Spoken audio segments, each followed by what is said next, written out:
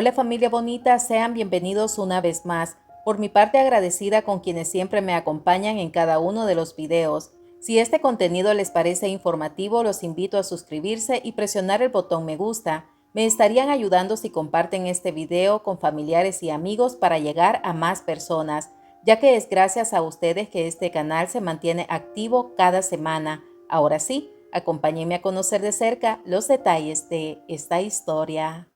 Gilman, si puedes escucharme, mantente fuerte. Dios no se ha olvidado de ti.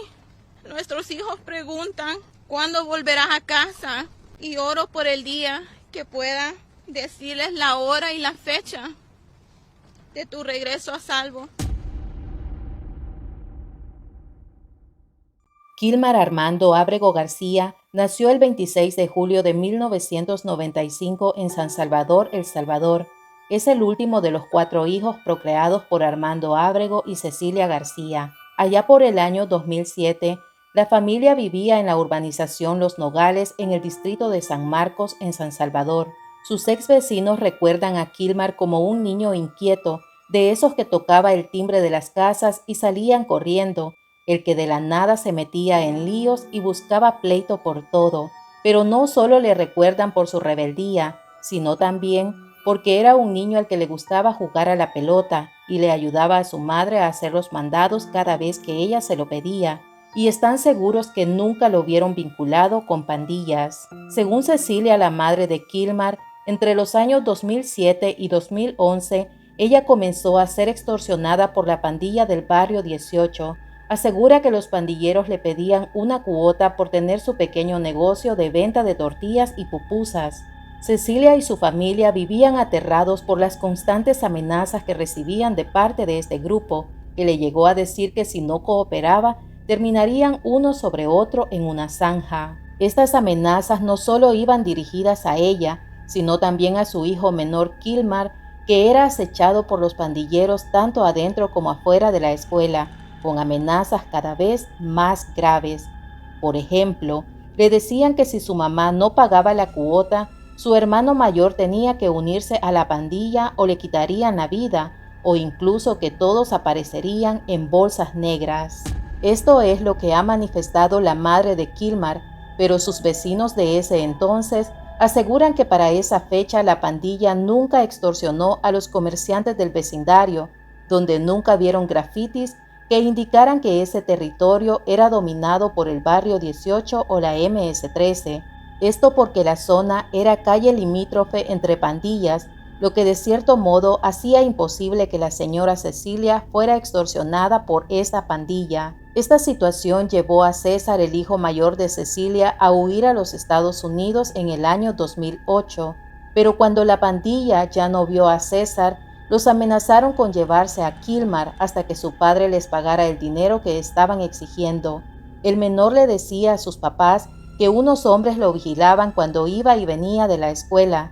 César comenta que un día llamó a sus padres y se enteró de que los pandilleros tenían en la mira a su hermano menor. Tanta era la insistencia de estos sujetos que la familia se vio obligada a desconectar el teléfono de la casa hasta que se mudaron a otra vivienda. Sin embargo, la pandilla los seguía donde sea que fueran.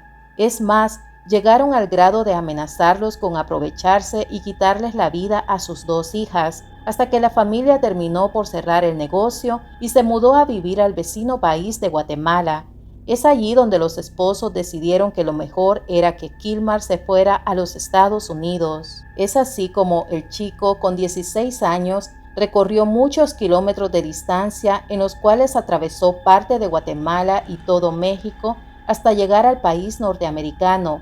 Ya en la frontera de Texas, Kilmar llamó a su hermano César para decirle que se había escapado de la pandilla que tanto lo acechaba. César, quien ya se había establecido en Maryland, lo recibió en su apartamento y casi de inmediato Kilmar comenzó a trabajar en la construcción, remodelando casas, y a la vez aprendía a reparar aires acondicionados, trabajo al que se dedica su hermano César, quien a la fecha ya es un ciudadano estadounidense.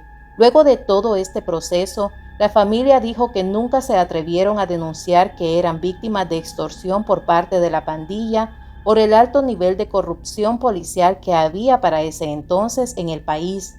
Ya para el año 2016, Kilmer conoció a Jennifer Vázquez luego de que un amigo de ella se lo presentara. Jennifer, una chica nacida en Virginia, que para ese momento tenía 20 años de edad, ya era madre de 2 niños con condiciones especiales. Su hija padece de epilepsia y su hijo es un niño autista. Luego de 2 años de amistad, justamente en el año 2018, Kilmer y Jennifer tuvieron su primera cita, donde descubrieron que entre ambos había una fuerte química y meses más tarde ya estaban viviendo juntos. En agosto de 2018, la expareja de Jennifer, un trabajador de la construcción llamado Edwin, hizo una petición judicial donde solicitaba la custodia de sus 2 niños, alegando que estaban en peligro porque su exmujer salía con un miembro de la pandilla, pero su solicitud le fue negada. El 28 de marzo de 2019, Kilmer llevó a su pareja al trabajo. A su regreso se detuvo en un lugar designado para los jornaleros en las afueras de un Home Depot, donde esperaba que lo contrataran por un día de trabajo. En ese lugar se encontró con otros 3 hombres y mientras conversaban se les acercó un agente de policía que pensó que los 4 estaban merodeando la zona. 2 de los hombres arrojaron unas botellas plásticas que contenían marihuana debajo de un vehículo estacionado. Los 4 fueron esposados y llevados a la comisaría de Hightsville para ser interrogados. 2 de ellos fueron identificados con los alias Bimbo y Maníaco, citando los antecedentes penales de uno y los tatuajes del otro. Además, los 2 pertenecían a la pandilla Mara Salvatrucha, mientras a un tercero no se le pudo determinar su afiliación a ninguna estructura y fue liberado. Por su parte, Kilmer vestía con una sudadera con capucha y una gorra de los Bulls, que representaba a un miembro en regla de la MS-13. Una fuente fiable y anónima identificó a Kilmer como un miembro más de la camarilla de los Western Locos de la MS-13, con el rango de chequeo y con el alias Chele. Esta estructura opera en Brentwood, en Long Island, Nueva York, pero más adelante su abogado defensor mostraría que él nunca vivió en ese estado. Según informes judiciales, el Atlantic reportó que este testigo no ofreció ninguna prueba y la policía no le creyó, ya que Kilmer nunca fue acusado de ningún delito relacionado a este arresto, por lo que la policía terminó entregándolo a ICE para su deportación. En la causa migratoria, el gobierno afirmó que Kilmer era miembro de la pandilla Mara Salvatrucha por cómo vestía el día de su detención. El juez de inmigración determinó que la afirmación del informante era prueba suficiente para denegar la solicitud de fianza de Kilmer, pero quien a la vez solicitó asilo, pero su solicitud le fue denegada por no haber sido presentada en el año que llegó al país. Sin embargo, el juez le otorgó el estatus de suspensión de deportación, que protegía a Kilmer de ser deportado a El Salvador por las amenazas que recibía por parte de los pandilleros, pero en todo caso era deportable, pero no a su país. Kilmer fue beneficiado con un permiso de trabajo y fue puesto en libertad. Ese mismo año 2019, la pareja contrajo matrimonio. Ya para ese entonces, Jennifer estaba en la dulce espera de su tercer hijo, que nació en agosto de 2019. El pequeño padece de autismo y sordera, lo que le imposibilita poderse comunicar verbalmente. En el mes de diciembre de 2019, Kilmer ejercía violencia conyugal contra su esposa e hijos, les gritaba por cualquier cosa sin razón, se comportaba muy violento hasta el punto del maltrato físico, lo que llevó a Jennifer a solicitar una orden de alejamiento contra su esposo. Pese a la orden de restricción, los maltratos continuaron en 2020. Kilmer seguía maltratando a la madre de su hijo. En una corte, Jennifer declaró ante un juez que su esposo rompía todo lo que encontraba a su paso y que uno de sus hijos le había dicho a un policía que le pidiera a Kilmer que por favor no rompiera nada. Tras una nueva solicitud de protección en 2020, Jennifer logró que un juez emitiera una primera orden de alejamiento y en el 2021 obtuvo una segunda orden, donde se le prohibía a Kilmer amenazarla, molestarla y contactarla por haberle sujetado, golpeado, arañado, roto una blusa y haberle dejado hematomas en el cuerpo, e incluso le pidieron que abandonara la vivienda y que se mantuviera alejado de ella, pero el caso quedó desestimado en junio de 2021, luego de que Jennifer no se presentara a la audiencia final. Posteriormente, los esposos volvieron a compartir la misma vivienda. Era el 1 de diciembre de 2022 cuando Kilmer se estaba conduciendo en una carretera de Tennessee. Durante el recorrido, un policía lo detuvo por conducir a exceso de velocidad y por haberse salido de su carril. Al inspeccionar la camioneta en la que se conducía, vio que al salvadoreño lo acompañaban 8 personas que apenas cabían en el auto. Todas estas personas no portaban ningún documento de identidad. Al revisar la licencia de Kilmer, el oficial se percató que estaba vencida y que la placa del vehículo tenía una alerta criminal en la computadora a causa de las acusaciones de pertenecer a los Western en Maryland en el año 2019 y por sospecha de tráfico de personas, quien en el año 2020 fue condenado por este delito. En su declaración, Kilmer le dijo al oficial que el vehículo era de su jefe y que los pasajeros eran trabajadores que él estaba trasladando para realizar trabajos de construcción. Al oficial le llamó la atención que en el automóvil no había equipaje, lo que le hizo pensar que posiblemente se trataba de tráfico de personas. De inmediato se comunicó con el FBI y ellos le indicaron que lo dejara ir. El oficial de manera cordial se limitó a darle una advertencia verbal. El 12 de marzo de 2025, Kilmer salió de su trabajo para recoger a su hijo en la casa de su abuela. Posteriormente, un agente de inmigración lo detuvo y le informó que su estatus migratorio había sufrido cambios, por lo que le daba 10 minutos para que un familiar recogiera a su hijo o ICE se encargaría de brindarle protección infantil.